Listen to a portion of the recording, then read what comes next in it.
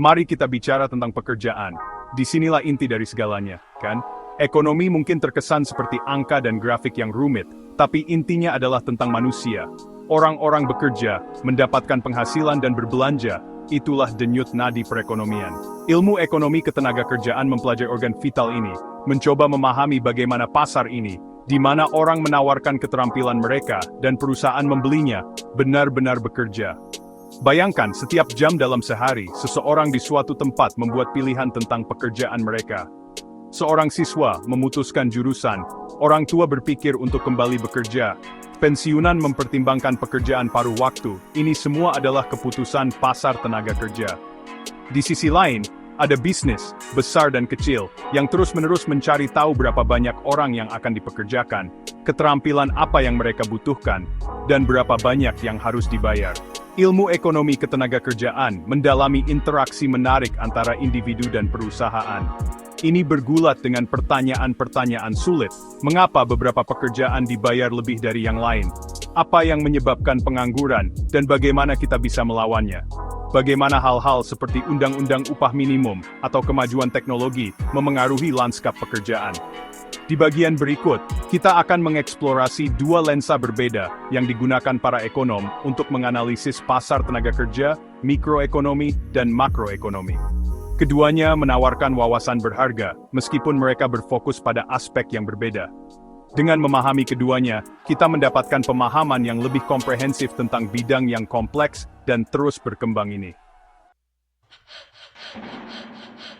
Bayangkan melihat satu bukit semut. Anda melihat semut-semut individu sibuk, membawa remah-remah, dan berinteraksi satu sama lain. Itulah yang dilakukan mikroekonomi dengan pasar tenaga kerja. Ini berfokus pada pemain individu pekerja dan perusahaan. Bagi seorang pekerja, keputusan kunci berkisar pada berapa banyak waktu yang dihabiskan untuk bekerja versus waktu luang, dan tawaran pekerjaan mana yang harus diterima. Mereka mempertimbangkan faktor-faktor seperti gaji, tunjangan, keseimbangan kehidupan kerja, dan peluang untuk berkembang. Ini adalah tindakan penyeimbangan, mencoba memaksimalkan kesejahteraan mereka. Di sisi lain, bisnis menghadapi serangkaian pilihan yang berbeda. Mereka perlu menentukan berapa banyak pekerja yang akan dipekerjakan, upah dan tunjangan apa yang ditawarkan, dan bagaimana menyusun tenaga kerja mereka agar produktif. Tujuan mereka adalah memaksimalkan keuntungan sambil tetap kompetitif di pasar. Mikroekonomi menyelidiki interaksi rumit antara pekerja individu dan perusahaan. Ini meneliti bagaimana mereka berinteraksi, bernegosiasi, dan membuat keputusan berdasarkan insentif dan batasan mereka sendiri. Perspektif ini penting untuk memahami dinamika industri tertentu, dampak kebijakan perusahaan terhadap pekerja, dan faktor-faktor yang memengaruhi lintasan karier individu. Sekarang, bayangkan Anda melihat peta seluruh negara. Anda melihat pola kepadatan penduduk, arus lalu lintas, dan aktivitas ekonomi. Itulah perspektif makroekonomi. Ini memperkecil untuk memeriksa pasar tenaga kerja secara keseluruhan. Alih-alih pekerja atau perusahaan individu, ahli makroekonomi berfokus pada ukuran agregat seperti jumlah total orang yang bekerja dan menganggur, tingkat partisipasi angkatan kerja secara keseluruhan, dan tingkat upah rata-rata dalam perekonomian. Mereka mencoba memahami faktor-faktor yang memengaruhi tren luas ini. Salah satu perhatian utama dalam makroekonomi adalah pengangguran. Mengapa beberapa orang yang ingin bekerja tidak dapat menemukan pekerjaan? Apa konsekuensi ekonomi dari pengangguran yang tinggi? Dan apa yang dapat dilakukan pemerintah untuk menciptakan lebih banyak lapangan kerja dan mengurangi pengangguran? Makroekonomi juga mengeksplorasi hubungan antara pasar tenaga kerja dan variabel ekonomi makro lainnya, seperti inflasi, pertumbuhan ekonomi, dan perdagangan internasional.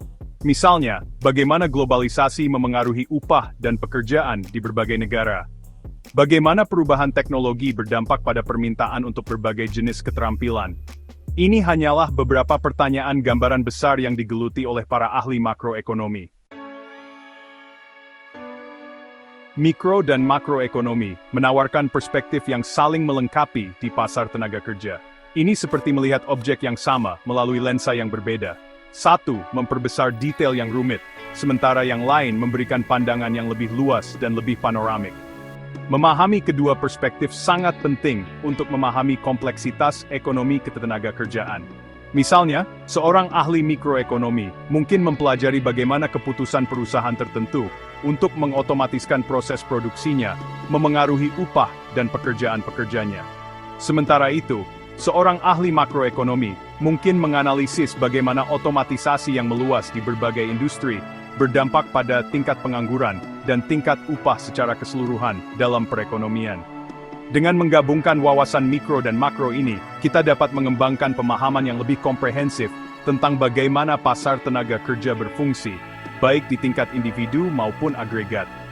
Pandangan holistik ini penting bagi pembuat kebijakan, bisnis, dan individu untuk membuat keputusan berdasarkan informasi tentang pendidikan, pelatihan, pekerjaan, dan kebijakan ekonomi yang mempromosikan pasar tenaga kerja yang sehat dan berkembang.